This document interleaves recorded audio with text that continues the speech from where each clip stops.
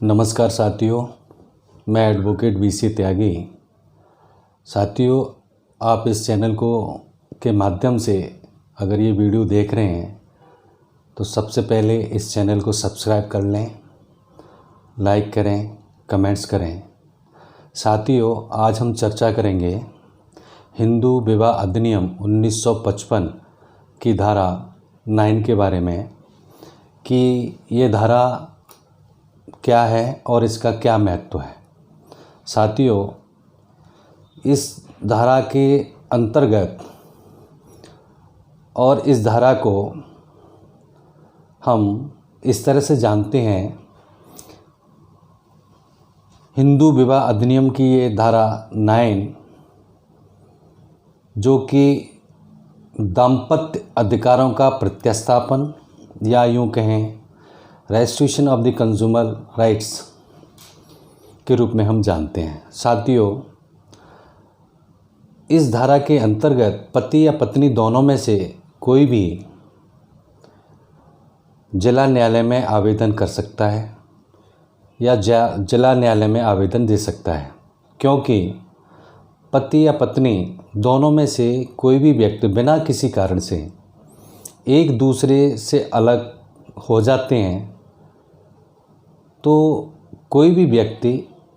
इस धारा के अंतर्गत आवेदन देकर अपने दाम्पत्य अधिकारों का प्रतिस्थापन के लिए जिला न्यायालय में आवेदन दे सकता है। इस धारा के अंतर्गत पति अगर आवेदन करता है तो पत्नी इस आवेदन के जवाब के साथ साथ हिंदू विवाह अधिनियम की धारा 24 के तहत अपने पति से खर्चे की मांग कर सकती है। वह खर्चा अपने पति से जब तक ले सकती है जब तक इस आवेदन की प्रक्रिया पूरी नहीं हो जाती या न्यायालय द्वारा अंतिम आदेश नहीं आ जाता। साथियों, न केवल पत्नी बल्कि पति भी हिंदू विवाह अधिनियम की धारा 24 के तहत अगर पत्नी धारा 9 के माध्यम से आवेदन करती है और पति उसका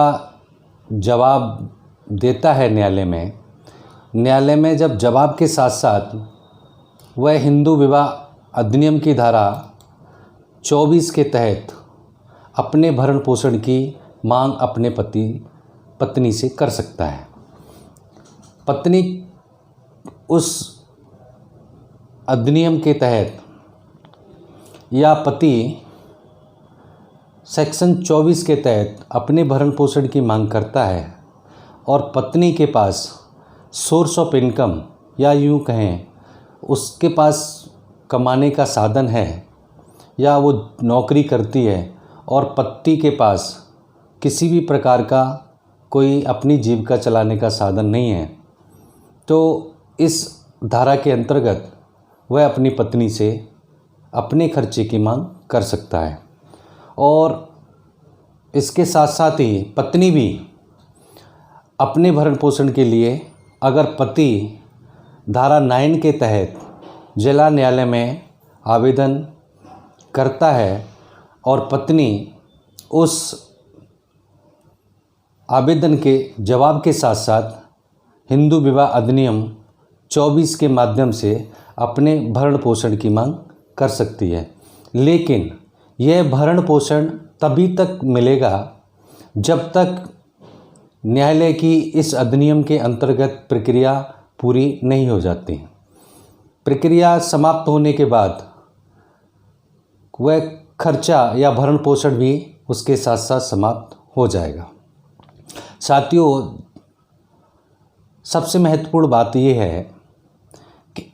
इस अधिनियम का प्रयोग या इस अधिनियम के माध्यम से पति या पत्नी दोनों में से कोई भी व्यक्ति जिला न्यायालय में आवेदन दे सकता है। अगर पत्नी पति का साथ छोड़ देती है या पति पत्नी का साथ छोड़ देता है तो वह अपने दाम्पत्य अधिकारों के प्रतिस्थापन के लिए जिला न्यायालय में धारा 9 के तहत आवेदन दे सकता है। ज़्यादातर साथियों होता ये है कि पति इस अधिनियम के माध्यम से न्यायालय में आवेदन देते हैं और पत्नी जब उसका साथ छोड़कर या किसी कारण से पति का साथ छोड़ देती है तो पति उससे बचने के लिए कि पत्नी कहीं कोई दूसरा केस ना डाल दे या उसके खर्चे के बचने के लिए वह इस धारा के माध्यम से